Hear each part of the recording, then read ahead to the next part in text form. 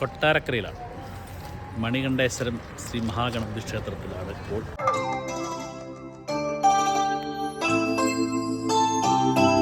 ഇടയ്ക്ക് കൊട്ടാരക്കര അമ്പലത്തിൽ വരാറുണ്ട്. പക്ഷേ ഇന്നത്തെ ദിവസത്തിന് പ്രത്യേകത ഗോവണ്ണൻ്റെ കണക്ക് ഉദയാസ്തമന പൂജയായിരുന്നു. 2011 എഴുതിച്ച ഉദയാസ്തമന പൂജയ്ക്ക് ഇന്നാണ് നമുക്ക് ഡേറ്റ് കിട്ടിയത്. 2025 അവരെല്ലാം അവിടെ വിളക്ക് എത്തിച്ചുകൊണ്ടിരിക്കുന്നു. അല്ലേ,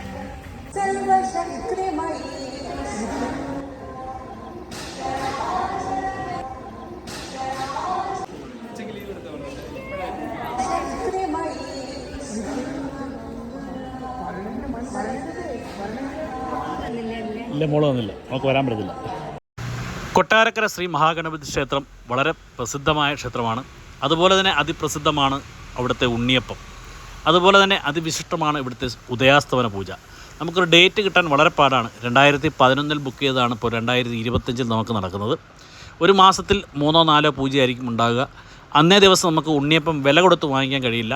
ഇവിടുത്തെ പൂജകളെല്ലാം കഴിഞ്ഞ് ഭഗവാന് നിവേദ്യം കൊടുത്തതിന് ശേഷം രാത്രിയിൽ ക്ഷേത്രം ജീവനക്കാർ അവിടെ നമുക്ക് നിൽക്കുന്നവർക്ക് എല്ലാവർക്കും ഉണ്ണിയപ്പം വഴിപാടായിട്ട് ഫ്രീ ആയിട്ട് നമുക്ക് തരും.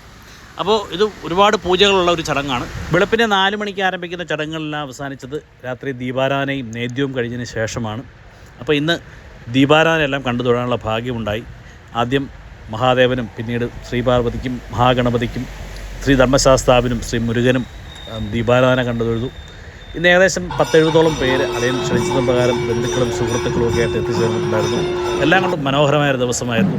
മഹാഗണപതിക്ക് നാളികേരമാണല്ലോ പ്രധാനം. അപ്പം ഞങ്ങളും 2 നാളികേരം ഉടച്ചു. ഉദയാസ്തമന പൂജ അതിവിശിഷ്ടമാണ്, അതുപോലെ തന്നെ നല്ല ചിലവുള്ളതുമാണ്. അപ്പോൾ ഇന്നത്തെ ദിവസത്തെ ഏറിയ പങ്കും ഉണ്ണിയപ്പം ഈ ഉദയാസ്തമന പൂജ നടത്തുന്നവർക്കായിരിക്കും കൊടുക്കുക. പിന്നെ കുറച്ച് അവിടെ വരുന്ന ഭക്തർക്കെല്ലാം ക്ഷേത്രം ജീവനക്കാർ തന്നെ കൊടുക്കും.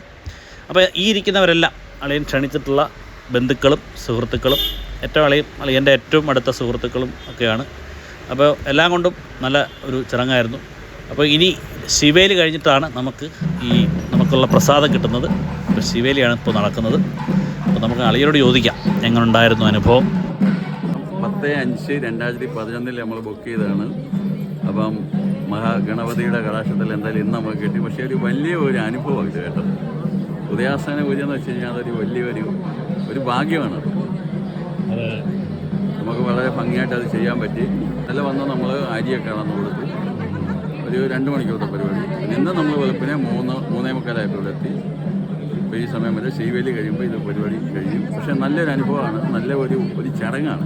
ഒരു ഭാഗ്യം തന്നെയാണ്. അതിന് നമ്മൾ ഗണപതിയോട് പ്രത്യേകിച്ച് നന്ദി പറയുകയാണ്.